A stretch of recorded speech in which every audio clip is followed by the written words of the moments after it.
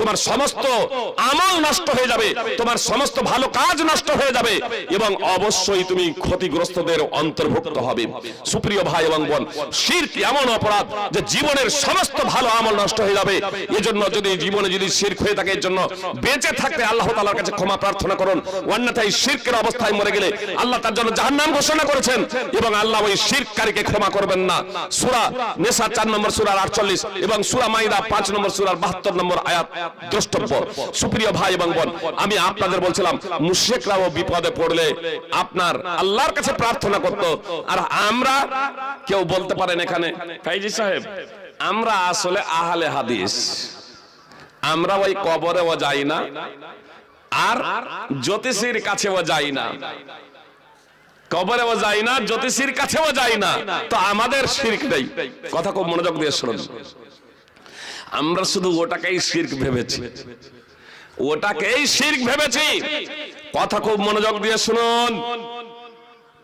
আব্দুল্লাহ ইবনে মাসউদ রাদিয়াল্লাহু তাআলা আনহু একদা তার স্ত্রীর গলায় ধাগা দেখতে পেলেন, ধাগা।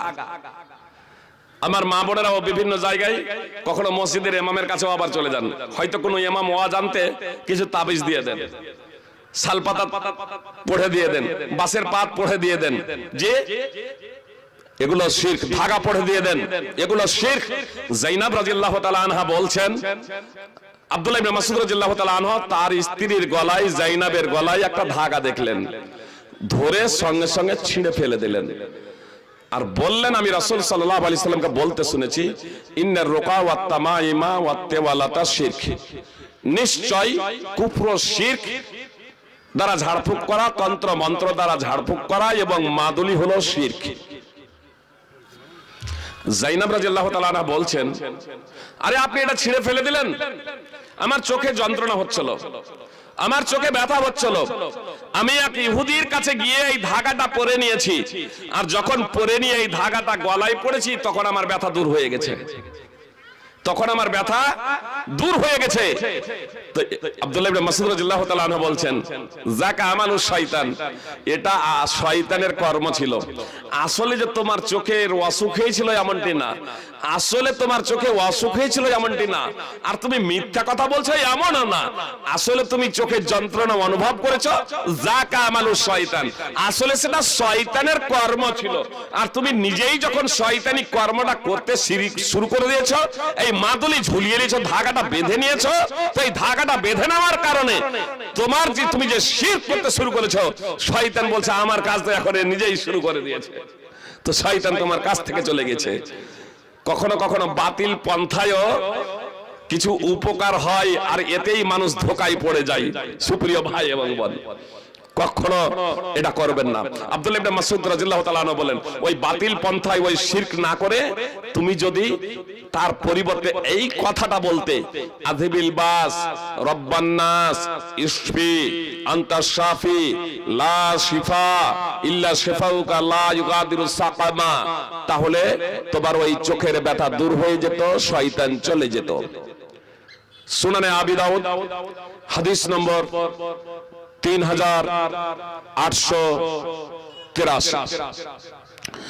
সুপ্রিয় ভাই এবং বোন, আমাদেরকে শিরক থেকে বেঁচে থাকতে হবে। আহলে হাদিস সমাজেও কিন্তু এই শিরক প্রায় ছিয়া আছে। আর একটা বলি, কেউ বলবেন ফাইজি সাহেব আমরা তো ধাগা টাকা এ সব কিছু পড়ে নাই। কথা খুব মনোযোগ দিয়ে শুনবেন। আজকে কি বার? শনিবার। প্রত্যেক সোমবার এবং প্রত্যেক বৃহস্পতিবার জান্নাতের দরজাসমূহ খুলে দেওয়া হয়। তুফতাহু আবওয়াবুল জান্নাহ, জান্নাতের দরজাসমূহ প্রত্যেক সোমবার এবং বৃহস্পতিবার খুলে দেওয়া হয়। প্রত্যেক সোমবার এবং বৃহস্পতিবার জান্নাতের দরজাসমূহ খুলে দেওয়া হয়।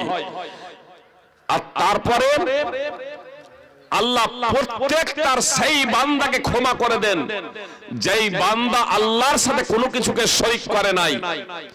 তবে ওই দুইজন ব্যক্তি ছাড়া, ওই দুইজন পুরুষ ও মহিলা ছাড়া যারা দুজনে আপোষে শত্রুতা পোষণ করেছে, যারা দুজনে আপোষে বিদ্বেষ পোষণ করেছে, বলা হয় আনজিরু হাযাইনি হাত্তা ইয়াস্তালিহা, এদের দুজনকে অবকাশ দাও, এদের দুজনকে ছেড়ে দাও।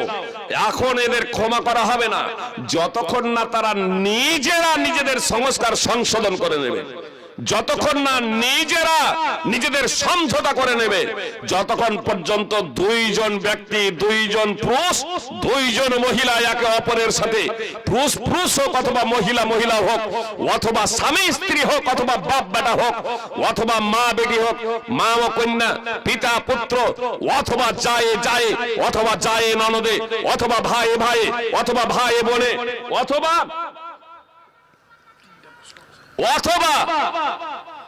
আপনার স্বামী স্ত্রীতে এরা যদি পার্থিব কোনো বিষয়কে কেন্দ্র করে মতানৈক্য করে, ঝগড়া করে, তর্ক বিতর্ক করে, সুপ্রিয় ভাই এবং বোন, আল্লাহ বলেন এদেরকে এখন ক্ষমা করা হবে না যতক্ষণ না নিজেরা নিজেদের সংস্কার সংশোধন করে নেবে। এদেরকে ছেড়ে দেওয়া হয় সুপ্রিয় ভাই এবং বোন। প্রত্যেক বৃহস্পতিবার এবং প্রত্যেক সোমবারে জান্নাতের দরজাসমূহ খুলে দেওয়া হয়। যারা শিরক করে তাদের ক্ষমা করা হবে না, যারা শিরক করে তাদের ক্ষমা করা হবে না। আর ক্ষমা করা হবে না এই দুইজন ব্যক্তিকে যারা আপোষে হিংসা বিদ্বেষ শত্রুতা পোষণ করে। সহিহ মুসলিম, সুনানে আবি দাউদ, সুনানে তিরমিজির হাদিস নম্বর 2023। সুপ্রিয় ভাই এবং বোন, এজন্য আপনাদেরকে বলবো, টাইম যেহেতু আমার প্রায় শেষের দিকে হয়ে গেছে, আবার কিছু প্রশ্ন দিয়ে দিয়েছেন, এজন্য একদম খুব সংক্ষেপে বলছি। জাহান্নাম থেকে বাঁচার দুটো পথ, দুটো দিক আপনাদেরকে ফলো করতে হবে। একটা হলো কম্পালসারি নামাজ পড়তেই হবে।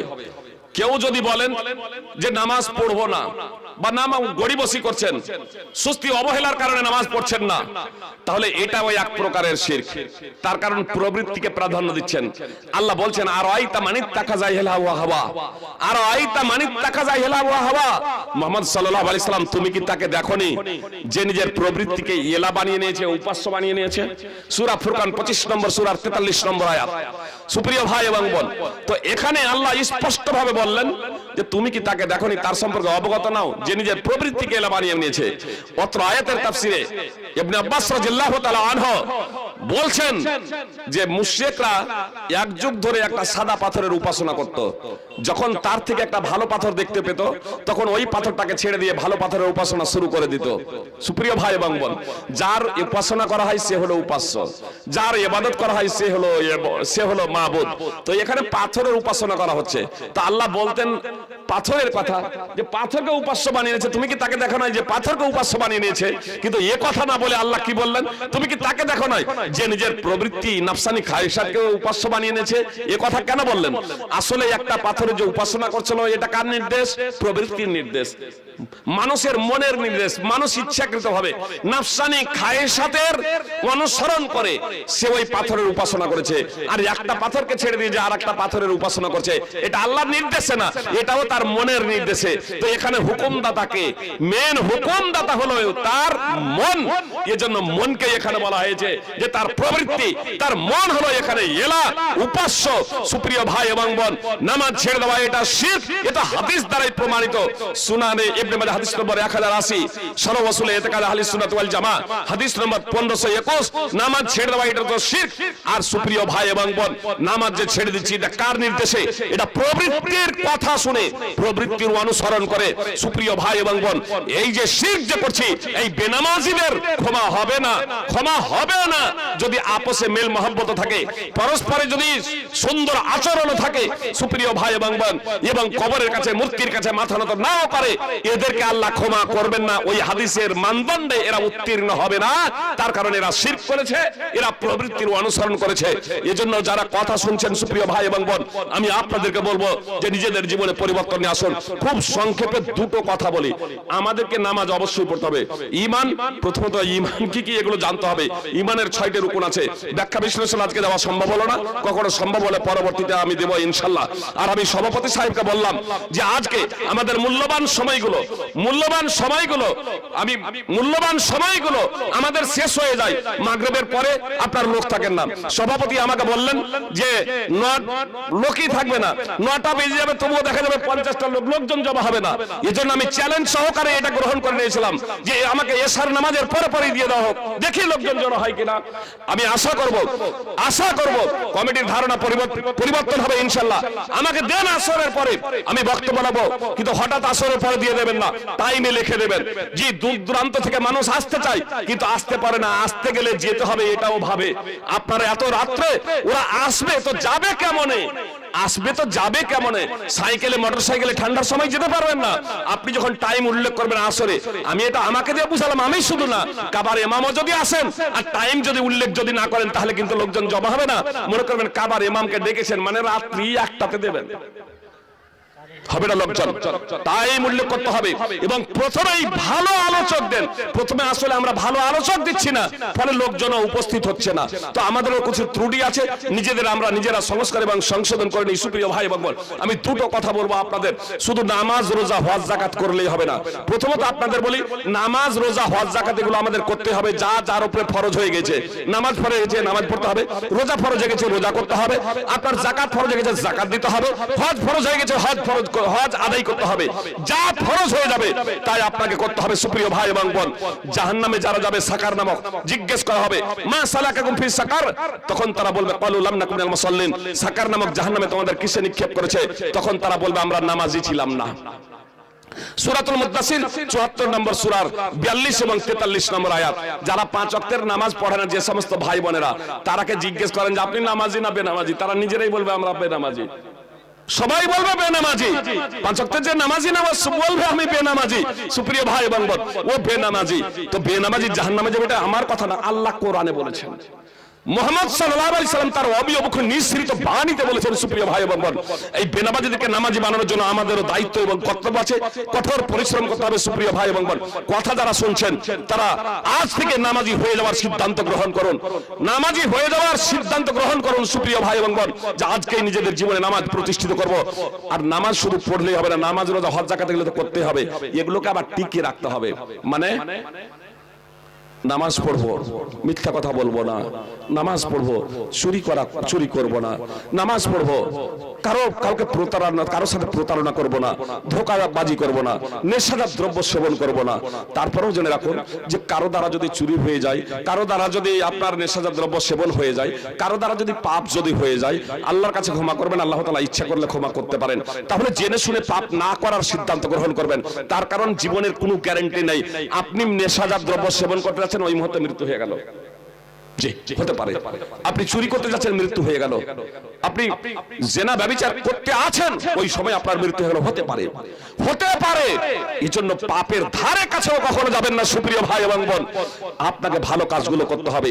তবে আপনি কাউকে মারবেন না, কাউকে হত্যা করবেন না, কাউকে গালমন্দ করবেন না, কারো রক্তপাত করবেন না। জি, তার কারণ আল্লাহ রাসূল সাল্লাল্লাহু আলাইহি সাল্লাম বলছেন যে সাহাবায়ে কেরামদের কথা বললেন, তোমরা কি জানো আমার উম্মতের মধ্যে সবথেকে দরিদ্র নিঃস্ব ব্যক্তিকে? তখন সাহাবায়ে কেরাম বললেন মাল্লা দিরহাম লাহু ওয়ালা মাতা, যার টাকা পয়সা নয়, ধন সম্পদ নাই, সেই হলো সবথেকে দরিদ্র নিঃস্ব ব্যক্তি। তখন আল্লাহ রাসূল বললেন, রাসূল সাল্লাল্লাহু আলাইহি সাল্লাম বললেন, আপনারা সাল্লাল্লাহু আলাইহি সাল্লাম বলবেন, যে কোনো বক্তার মুখে মুহাম্মদ সাল্লাল্লাহু আলাইহি সাল্লাম নাম শুনবেন, সাল্লাল্লাহু আলাইহি সাল্লাম বলবেন। কেন? মুহাম্মদ সাল্লাল্লাহু আলাইহি সাল্লামের নাম শুনে যে দরুদ পড়ে না, সাল্লাল্লাহু আলাইহি সাল্লাম বলে না, সে হলো মুহাম্মদ সাল্লাল্লাহু আলাইহি সাল্লামের বাণীতে কৃপণ। মুহাম্মদ সাল্লাল্লাহু আলাইহি সাল্লামের নামে যে একবার দরুদ পাঠ করে, আল্লাহ তার উপরে 10 বার রহমত বর্ষণ করেন, তার 10টি মর্যাদা বৃদ্ধি হয়। সুপ্রিয় ভাই এবং বোন, এর বিশেষ ফজিলত এবং মাহাত্ম্য রয়েছে। এজন্য যখনই কোনো বক্তার মুখে শুনবেন, মনে মনে বলবেন সাল্লাল্লাহু আলাইহি ওয়াসাল্লাম। তো রাসূল সাল্লাল্লাহু আলাইহি সাল্লাম বলেন, আমার উম্মতের মধ্যে সবথেকে নিঃস্ব দরিদ্র হলো সেই ব্যক্তি যে কিয়ামত দিবসে নামাজ, রোজা, যাকাতের অনেক নেকি নিয়ে আসবে, অনেক পুণ্য রাশি নিয়ে আসবে। অপর দিকে কাউকে গালমন্দ করেছে, কাউকে মেরেছে, কারো ধন সম্পদ আত্মসাৎ করেছে, কারো রক্ত ঝরিয়েছে, ইত্যাদি ইত্যাদি। আল্লাহ কিয়ামত দিবসে ফয়সালা করবেন। আল্লাহ তখন এই ব্যক্তির, এই নামাজি, এই রোজাদার, এই যাকাতদাতার নেকিগুলো কেটে কেটে ওই পাওনাদারদের, যাকে মেরেছে, যাকে গালি দিয়েছে, যার রক্ত ঝরিয়েছে, যার ধন সম্পদ আত্মসাৎ করেছে, যার যতটুকু পাওনা আছে নেকি কেটে কেটে দেওয়া হবে। সেখানে তো ধন সম্পদ, টাকা পয়সা থাকবে না, স্বর্ণ মুদ্রা থাকবে না, নেকি কেটে কেটে দেওয়া হবে। মুহাম্মদ সাল্লাল্লাহু আলাইহি সাল্লাম বলছেন, একটা পর্যায়ে দেখা যাবে এই নামাজি, রোজাদার, যাকাতদাতার আর একটাও নেকি নেই, কিন্তু এখনো পাওনাদার বসে আছে। তখন আল্লাহ তাআলা ওই পাওনাদারদের পাপ কেটে এই নামাজি রোজাদার যাকাতদাতার উপরে চাপিয়ে দেবেন। সুম্মা তুরিহা ফিন্নার, তারপর টানতে টানতে জাহান্নামে নিক্ষেপ করে দেওয়া হবে। সহিহ মুসলিম হাদিস নম্বর 2581, সুনান তিরমিজি হাদিস নম্বর 2418। এজন্য বলবো নামাজ রোজা ভালো কাজ যত আছে এই কাজগুলো করুন, সেগুলোকে টিকিয়ে রাখুন, অপরাধ থেকে বিরত থাকুন। অপরিহার্য যে বিষয়গুলো অবশ্যই সেগুলো করবেন, পাপ কাজ থেকে বিরত থাকার প্রচেষ্টা করবেন।